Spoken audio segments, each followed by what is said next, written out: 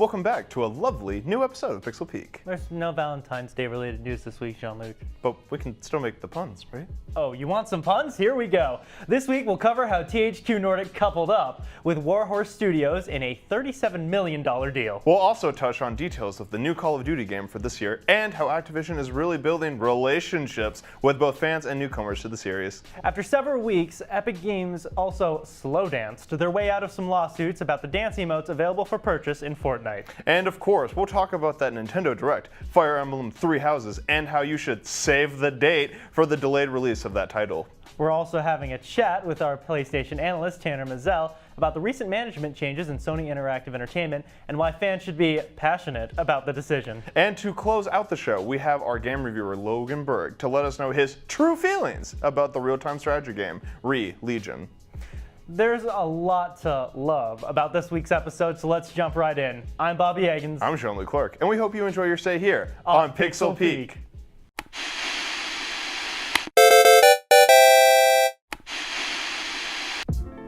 On Tuesday, Activision Blizzard CEO Bobby Kotick told shareholders in an earnings call that the company brought in $2.4 billion in revenue in 2018, a record year for it. That number wasn't what it wanted to achieve last year, though, and Kotick subsequently announced that the company was laying off 800 employees, or roughly 8% of its workforce. COO Collister Johnson said in the call, "We saw weaker than anticipated retail demand. We will not improve retail monetization as quickly as we liked." Between October 2017 and October 2018, more than 1,100 people in the game industry were laid off.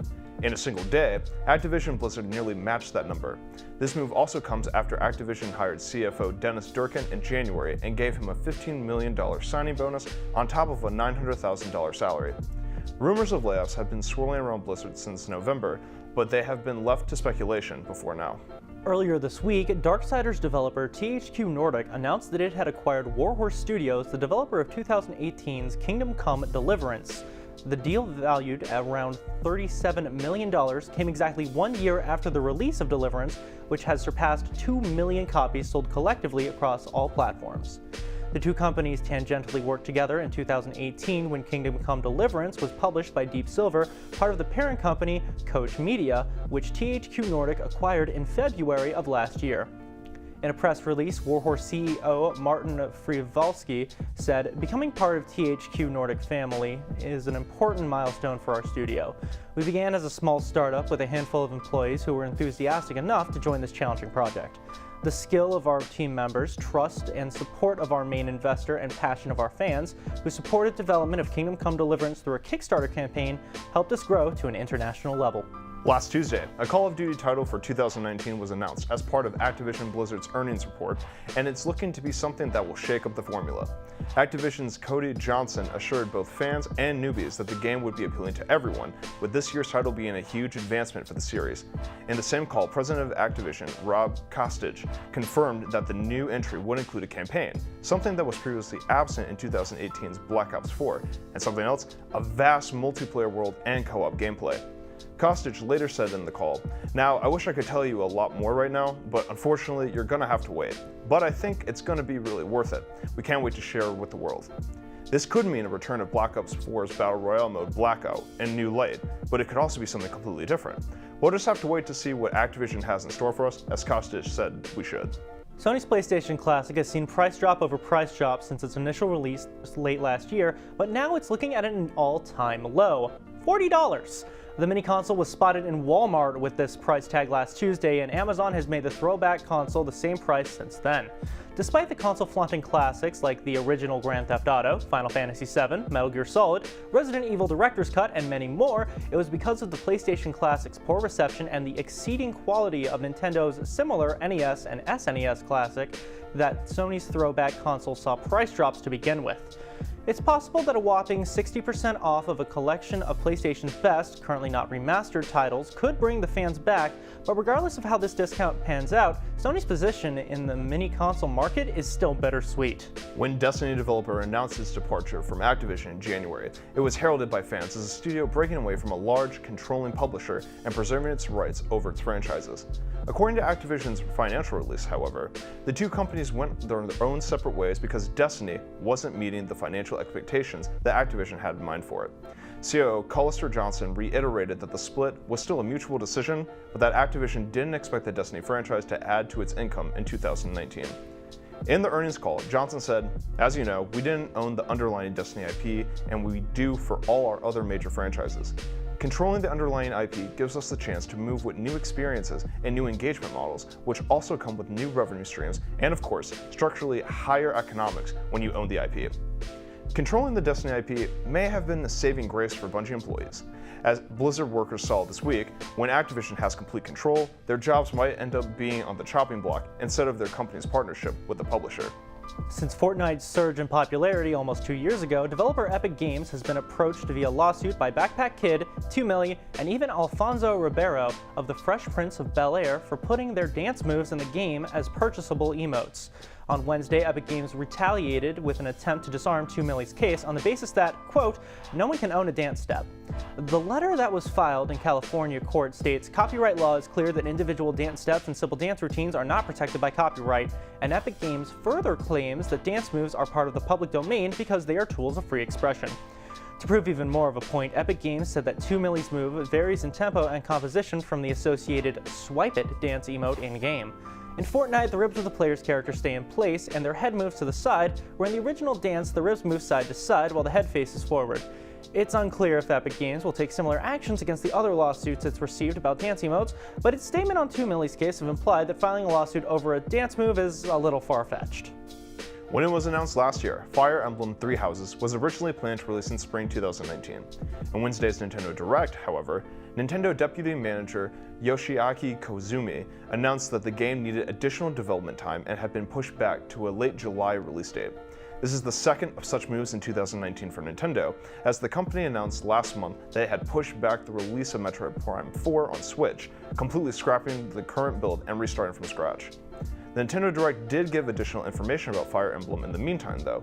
In Three Houses, players will find themselves working as mercenaries before being hired to teach students from 3 neighboring kingdoms how to fight. It's a pretty significant departure from previous Fire Emblems, as players typically find themselves playing as or alongside royalty to lead armies across nations. Three Houses is more based in school, and players will take their students out on missions that range from fighting bandits to quashing rebellions, according to the Direct. And now, on to our analysis segment.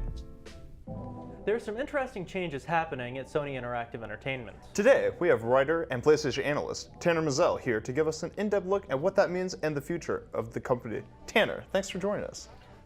Glad to be here. Appreciate it. So within PlayStation currently, there's a lot of executive changes. 2 of the big names that are happening in this change are Jim Ryan and John Kodera. Can you talk a little bit about Jim Ryan's position, what this is going towards? Yeah, so Jim Ryan was previously the president of SIE Europe and the head of global marketing and sales in Europe. So he's not like brand new to the like executive position. So and PlayStation and Sony Interactive Entertainment look at him as the next step for their overall management. Gotcha. So John Kodera has now taken the role of deputy president of Sony Interactive Entertainment. What does this mean for Kodera?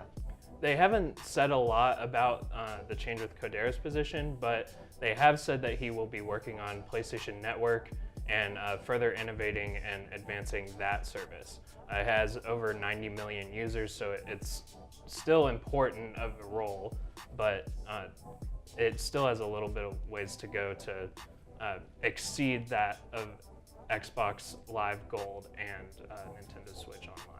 And Tanner, building off of a few ways to go, it seems that Sony and PlayStation lately over the last few years have been really learning from their previous mistakes. I think the infamous PlayStation 3 era was a big learning point, or turning point rather. So can you talk about what they've been taking away from that? Yeah, so PlayStation 3 was a pretty regrettable time for the company. They've gone on to say that. And it's because they not only spawned the $599 meme, but they also just took game development really harshly.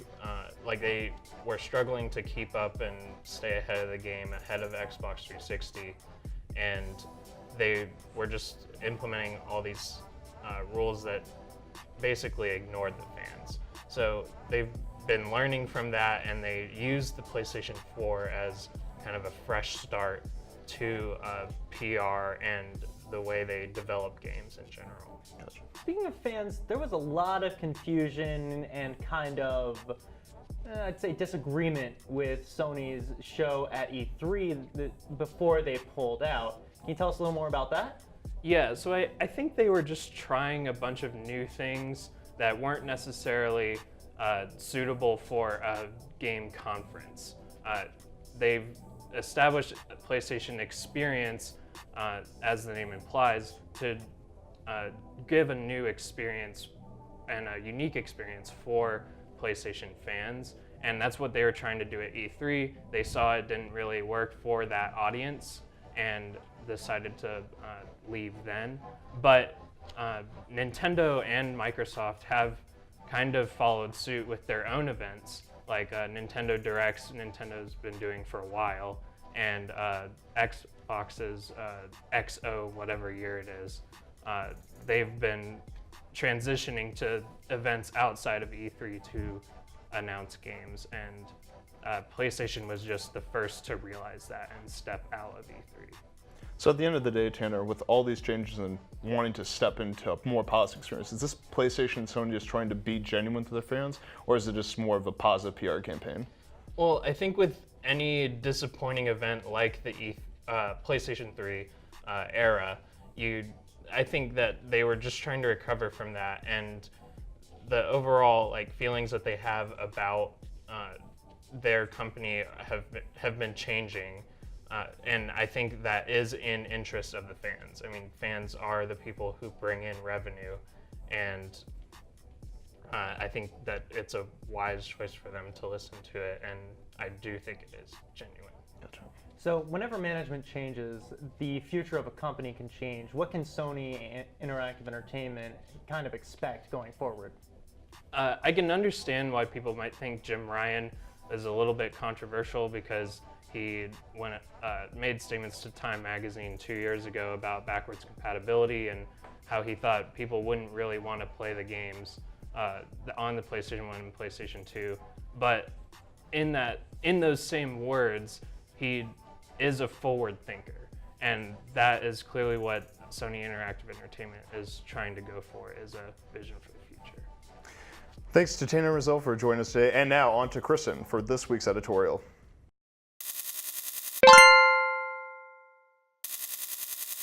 Last week saw the surprise release of Titanfall developer Respawn Entertainment's new free-to-play battle royale, Apex Legends.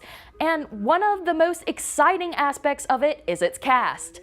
The list of playable characters right now is exciting, not just because of the extra dimension that hero abilities add to the game, but because of the wide array of different backgrounds that the characters come from. Right now, there are currently 8 playable characters in Apex Legends. 6 of the characters are available from the start, with the other 2 locked behind paywalls that can be overcome through in-game grinding or by swiping a card. Of these 8 characters that are available right now, only one of them is a white man. If that's not immediately surprising, here's why it might be to some people. In 2009, a group of researchers looked into the makeup of nearly 9,000 video game characters and found that, at the time, approximately 85% of them were men and 80% of them were white. By no stretch of the imagination has the game industry ever been an incredibly diverse place. If the on-screen representation of characters is as lacking as they found it to be in that study, the composition of development teams has traditionally been just as, if not more, damning. Even games that prided themselves on their on-screen representation have taken tumbles as of late. Let's look at Overwatch, for example, which originally prided itself on its diverse cast and used different playstyles to draw in people that didn't typically enjoy first-person shooters. There were characters present from all over the world, but there was a glaring hole in them. There were no black women in Overwatch when it launched. We're coming up on the 3rd anniversary of the game's release later this spring, and there are still no black women in Overwatch, and folks are pretty fed up about it. It would be one thing if Overwatch was still reaching across the globe to fit in an increasingly diversifying cast, but that's not the case. Last July, Blizzard introduced Wrecking Ball, a hamster in a small mech, into the game, and it more or less ended the move towards better representation that the game had been leading in the industry. It's impossible to defend the introduction of a hamster to the cast before a playable black woman, and anyone hoping that the following character would be the answer to their desires were set up for disappointment at the release of Ash, an additional white woman, in November. What made matters worse for Blizzard is that in some of her concept art, Ash had actually been a dark-skinned woman, but the team ultimately ended up eschewing that design for the much lighter Ash that can be seen in-game now. Apex Legends, on the other hand, had 2 black women playable from the start. Not only that, but it's showing better representation across the board. Bloodhound is canon non-binary, and Gibraltar has been confirmed to be gay. Respawn showed, through its character design, that a greater range of people are playing video games these days, and it reflected that in their game. After all, if the Titanfall universe takes place in an age of space travel and interstellar colonization, it's not just going to be straight white men out there. In an interview with Rock Paper Shotgun, Respawn Entertainment community manager Jay Frechette said, "Our studio is comprised of a diverse group of people. The player base of Battle Royale is comprised of a diverse group. Having a diverse cast is super important. You want everyone to have someone they can connect to." Another pitfall that can arise when games try to take on diversity is a sort of trap for marginalized players. Sometimes games that try to improve representation are suspiciously upfront about it, as if their inclusion of different characters are just a ploy to get people to purchase a game, without them ever genuinely caring about their on-screen representation. Apex Legends sidestepped this as well. Respawn isn't touting its diversity for profit. Gibraltar doesn't say it's gay rights after taking out an entire squad. They just exist in this world for people to see themselves in and connect to. It's the result of a legitimately diverse development team, and it makes for an exciting, comforting experience for more than heteronormative white men. This is a welcome change in gaming, and something that we can hope will become commonplace as we move forward.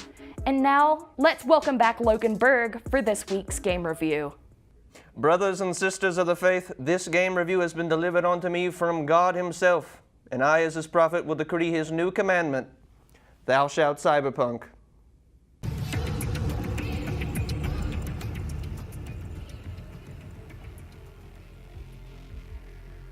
I've been known by many names.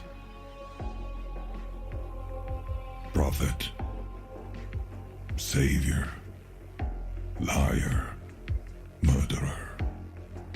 Yet a long time ago, I was just Elliot, a man who wanted to change something. That is a commandment followed strongly by our game in hand, Re-Legion. Developed by the indie studio Ice Code Games based in Poland, Re-Legion is a dystopian cyberpunk real-time strategy game where you play the prophet of a rising cult. Through your faith in God and an army of fervent followers, it's up to you to break the people from their pitiful corporate lives. And that is the core of the game's amazing aesthetic. Neon lights, outlandish outfits, and your fair share of leet speak. The atmosphere is cheesy almost to a fault, but with a hacker saying, "Connection with God established."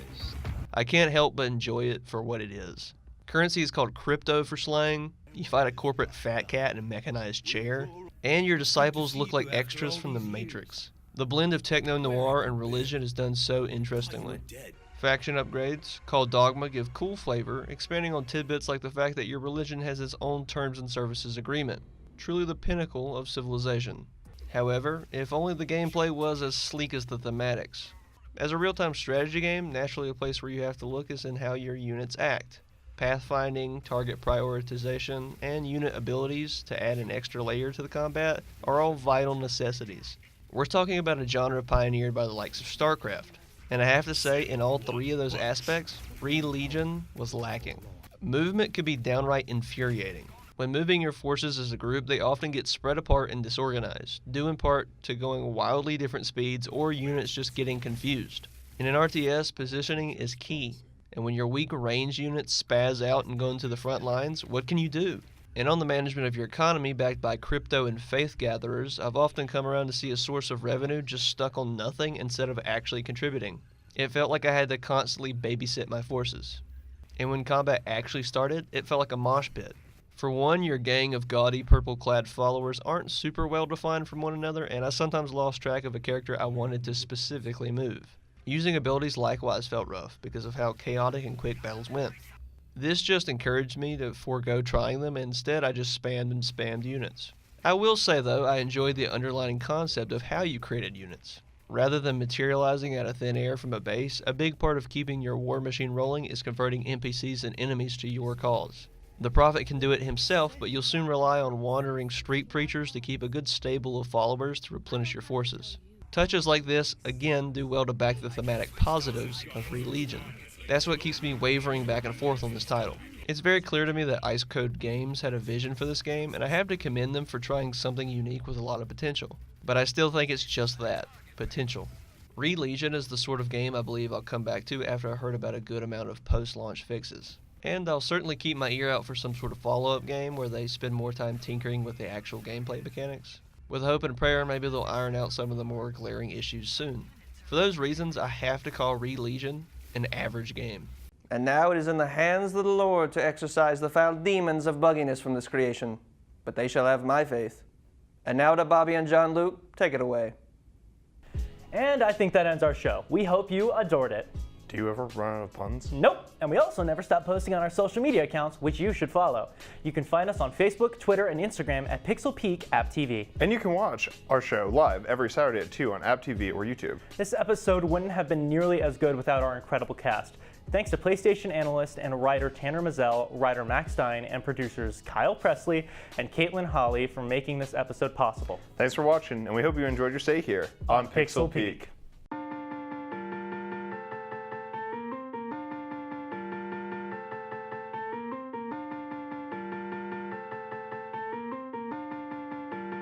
Ryan Little.